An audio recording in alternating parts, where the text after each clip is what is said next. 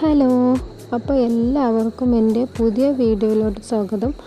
അപ്പോൾ ഇന്ന് ഉണ്ടാക്കാൻ പോകുന്നത് തട്ടുകടയിൽ നിന്നൊക്കെ കിട്ടുന്ന അതേ രുചിയിലൊരു കപ്പയും മുട്ടയാണ് കേട്ടോ. അപ്പോൾ ഇതാ നമ്മുടെ കപ്പയുടെ തൊലിയൊക്കെ കളഞ്ഞിട്ട് നല്ല കഴുകി വൃത്തിയാക്കി വെച്ചിട്ടുണ്ട് കേട്ടോ. ചെറിയ കഷ്ണങ്ങളാക്കിയിട്ട് കുക്കറിലേക്ക് ഓരോന്നായി ഇട്ടെടുക്കണം കേട്ടോ. ആവശ്യത്തിന് ഉപ്പ്, മഞ്ഞൾപ്പൊടി, പിന്നെ കുറച്ച് അത് വേവാൻ ആവശ്യമായ വെള്ളം ഒഴിച്ചിട്ട് നന്നായിട്ട് വേവിച്ചെടുക്കണം. കുറച്ച് ഓയിലൊഴിച്ച് അതിലോട്ട് 2 സവാള, ഒരു പച്ചമുളക്, കുറച്ച് ഉപ്പും ജിഞ്ചർ ഗാർലിക് പേസ്റ്റ് ഇട്ടിട്ട് നന്നായിട്ടൊന്ന് വഴറ്റിയെടുക്കണം കേട്ടോ.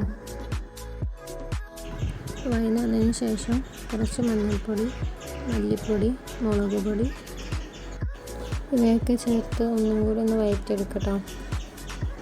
അപ്പോൾ അത് സവാളൊക്കെ ഒന്ന് വഴന്ന് വന്നിട്ടുണ്ട്. ഇനി അതിലേക്ക് 2 കോഴിമുട്ട പൊട്ടിച്ചൊഴിക്കുന്നുണ്ട് കേട്ടോ. എന്നിട്ട് കുറച്ച് കുരുമുളക് പൊടി, കുറച്ച് ഉപ്പ് ഇട്ടിട്ട് നന്നായി വേവിച്ചിട്ട് മിക്സാക്കി ഒന്ന് എടുക്കാം കേട്ടോ. അപ്പോൾ ഇതാ മുട്ടയുടെ പച്ചമണമൊക്കെ ഒന്ന് മാറിയിട്ടുണ്ട് കേട്ടോ. അപ്പോൾ ഇതിലേക്ക് കുറച്ച് വെള്ളം ഒഴിച്ചിട്ട് നമുക്കൊന്ന് കുറുക്കിയെടുക്കാം. അപ്പോൾ കപ്പ ഇതാ ഇവിടെ റെഡി ആയിട്ടുണ്ട്. അപ്പോൾ ഒരു ഗ്ലാസ് വെച്ചിട്ടോ അല്ലെങ്കിൽ തവി വെച്ചിട്ടൊക്കെ ഒന്ന് കുത്തി അടച്ച് കൊടുക്കാം കേട്ടോ.